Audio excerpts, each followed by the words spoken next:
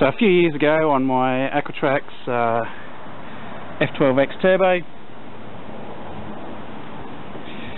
had the dreaded knock sensor issue, which, as some of you might know, there's a little plug hidden in here. It's a service plug. I've just taped it all up inside here. It's hard to see. Couple of speaker wires going to, I think it was the brown and the red, or the brown and the green. It's in the service manual anyway. It shows you what wires that you need to jump across. Jump across means basically connecting them temporarily to get your code to come up. So I've just run a speaker wire, and this is my hack, and it worked for several years, up and into this compartment here.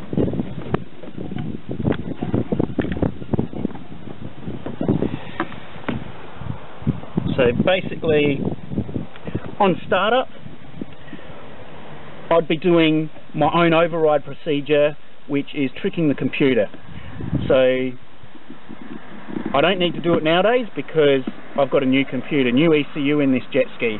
But previously, I'd have that turned on, which ultimately is connecting these two wires together, which down on the service connector, that's the equivalent of jumping the service connector in the actual, when you read about it in the manual. So that jumps it temporarily. Then you put the ignition switch out so that you've got ignition, and then as soon as you put that in there, within the first second or two, you've quickly got to turn it to off, and then quickly turn it back to on. So only do about 1 second to off and then to on. That's enough for the jump procedure. Leave it on, and then you hit the green start button, start the jet ski. So ultimately what you're doing is you're tricking the computer into thinking that the whole system's okay, even though I had a knock sensor issue.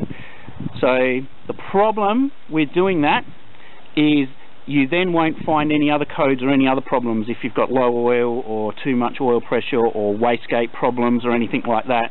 So that's the risk, but the rest of my jet ski I'd already done up bits and pieces on it, so I was pretty satisfied that none of that stuff was going to be an issue.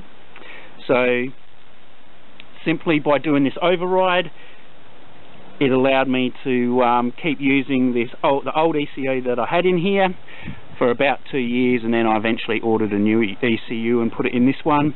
So I don't actually use this override switch anymore, and you'll see that shortly when I have the jet ski running, because I only have it in the off position now. It is still a quick method rather than using the service thing to do the jump with a little wire. This is actually a quick method if I want to pull codes or do reset procedures on my dash setup there, as per any Honda Aquatrax. So the next video you'll just see the engine running, and I'll just run through a few of those things again, and you'll see the little squirter at the back in operation as well, the adjustment that I've made to that. So just going over it again. Honda Aquatrax F12x turbo.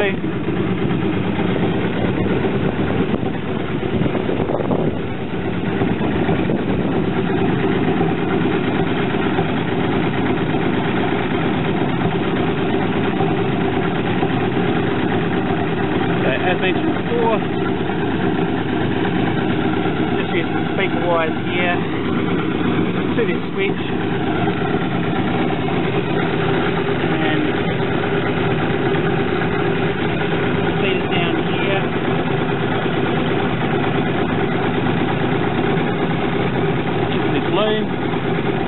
And that's where the code plug is that you, I think it's the red and brown wire that you needed to jump across to do the code resets and get the codes and stuff like that. So just to reiterate,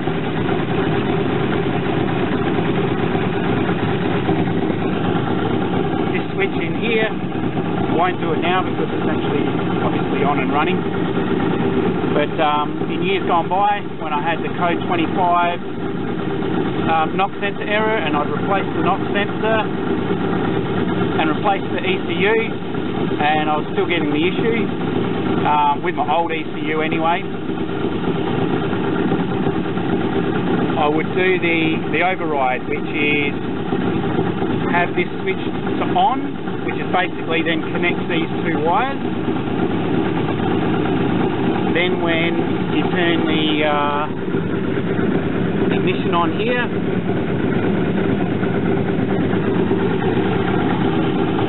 as soon as you turn the ignition on, you then turn that off and then back on again, and then you hit the green start button. And what that would do was it would do a permanent override. And with a permanent override,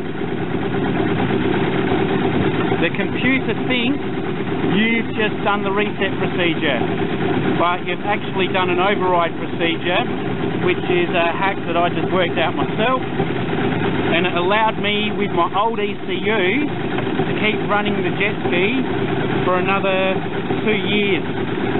Eventually I bought a new ECU up in here, but for 2 years, as long as I followed that procedure of before you put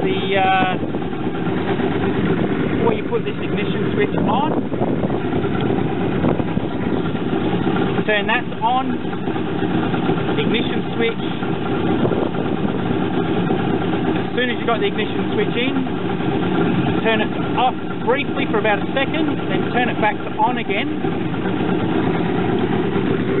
then hit the green starter button and leave that turned on. Obviously in this scenario it's on the off because I don't need this as an override anymore, because I've got a ECU in there that seems to be working. But that helped me out for 2 years when I was deciding not to buy another ECU.